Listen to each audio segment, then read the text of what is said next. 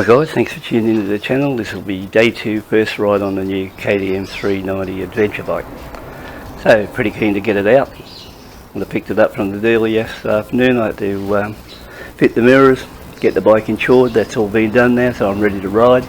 It's a pretty good day apart from it's a little bit windy out there, so nothing much I can do about the wind side of things, but I can still head out and do a bit of a ride on it and test the bike and see what I actually think of it.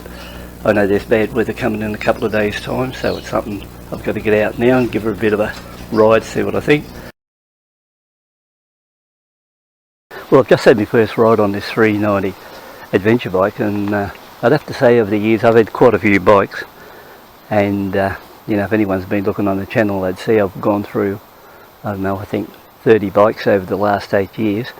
And where I am today, every bike I buy I end up running along this same track all the time, or same road, and I really would have to say that this 390 KTM is one of the best bikes ever that I've actually rode along this road. I was really impressed at how well it ran along. It's such a really nice bike to ride. Now, I'm not saying it's faultless. What I'm saying it was a really enjoyable bike to ride along there, and I wasn't riding at speed because after all I'm doing a bit of a run-in on the bike. I'm just taking it easy, but you know, I couldn't really find any huge faults with the bike as far as, you know, like sometimes I'll buy a bike and I'm not happy with it straight away, and sometimes it doesn't take me long to make up a decision. I've had bikes where I've been on that bike and within 5 minutes I say, no, this bike's no good, and I decide then, you know, that I'll move that bike out, and that's the way it goes. But this one is really an enjoyable little bike. Well, it's not even little, it's bigger than what you think. So it's parked up against the Interceptor. It actually looks bigger than the Interceptor in some ways, but it's not overpowering to ride. So overall it appears so far to be a really good package. Now, what I do find with my videos, some people probably find me pretty boring, and it's fairly hard to get into gear putting a review together. So what I might do is just talk about one thing at a time on the bike, and it looks like this bike to me is going to be a stayer, so like I'm impressed with it. So you know, it appears to like tick the boxes, so I think I'll be on this bike and riding it quite regularly after this, because I think I'll have a bit to say about this bike, to be honest, compared to my other choice usually is head off the Gumtree and list it. So what I think I will do, I think I'll just list one item, so to cut the video short so I don't bore you too much, and then if you want to come back you'll hear what else I've got to say about the bike.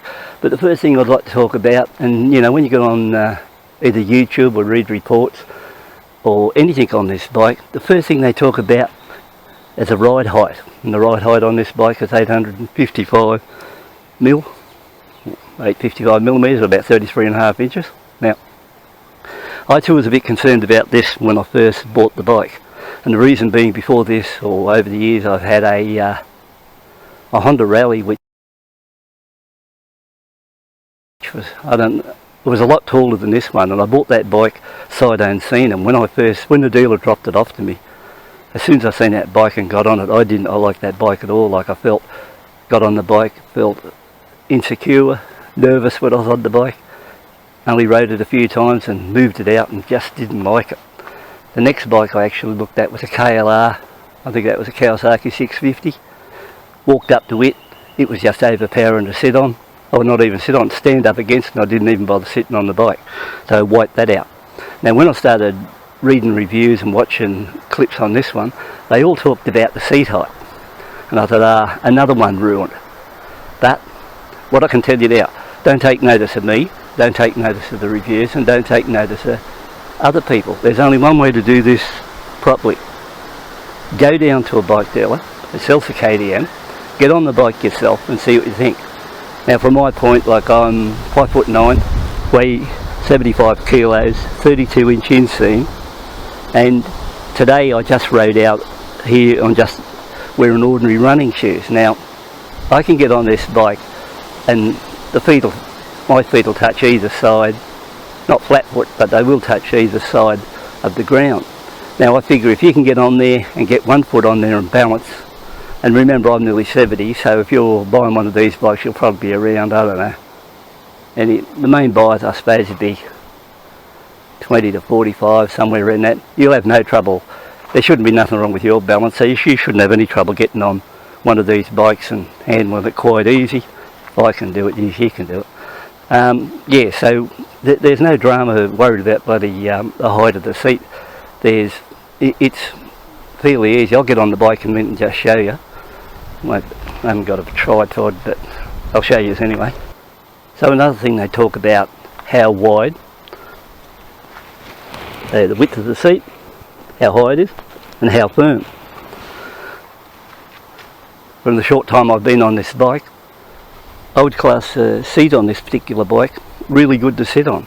Now, I don't know these other people that have been testing bikes, but over the years I purchased bikes, the worst bike ever that I ever sat on and rode and had for a while and put a few kilometres on, and this is my opinion, the worst seat I ever sat on from a brand new bike, I think it was back in 2017, and that was a Kawasaki X300 Versi. That had the worst seat ever, and that seat would almost put you to sleep, and it was like rock hard, and I hated that seat.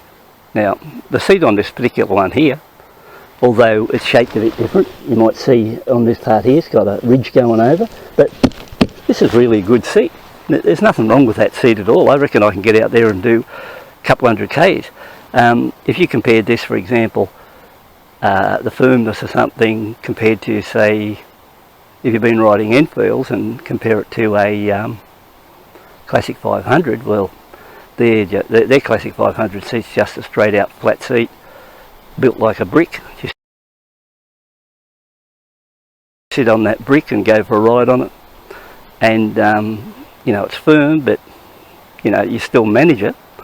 But as far as this seat the seat on this particular bike, it's really good, so there's no complaint from me on the seat at all.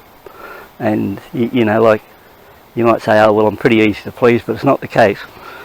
When it comes to sitting on bikes, I'm hard to please in all directions, and that's why I go through a lot of bikes. But what I can tell you about this bike is, so far I'm impressed with the bike, and it is a really good bike, and it really runs well. And I'm going to narrow it down to just one thing at a time, so I don't bore you with stuff, and because if I do a big long review on it, you just won't watch it anyway, so I might as well just cut it short.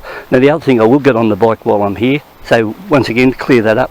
Do not worry about the ride. Take no notice of me, anyone else. Just go down to the shop, get on the bike. I'm pretty sure you'll do it, and then if you go for a ride on one of these bikes, you'll be that impressed you'll say, here's me money. That's what I think you'll say, because I don't think I'm leading you astray with my opinion on this bike. It's a lot better than most people think, and most people think it's a very good bike, so there's no complaints. And here comes the car. Okay, I'll get on the bike now and we'll see if I can give you a bit of a look at how to beat position on this bike, so I can get over it quite easy. So if you look at, and remember I'm just on running shoes, so if we look over this side, I don't know if you can see it, but at least I can sit on the balls of my feet, like so. So enough to get the balance there. And I'm actually pushing up there, so when I put my weight on the seat, I can come down to this level. So this is with 32-inch inseam, 75 kilos. I probably would have sat the bike down a bit further, but I was once 84 kilos, so I lost a bit of weight. Yeah. So if I was in proper riding gear or proper riding shoes, I'd be able to almost flat foot this bike. So like I said, don't be concerned about the height. The height's nothing.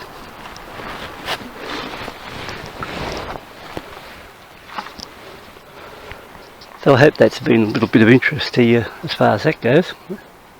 That's probably, I'll end it on this one. I hope there's some info there you can take on board and say to yourself, well, that was interesting, and we'll work on that one. But overall, this is a really good bike, and I'll go into further details on the next clips. So if you're interested in subscribing to the channel, please do, and I hope I'll give you some positive info on this bike, which may get you to a deal, or at least get on the bike, trial the bike, and see what happens. who knows, you might even buy one.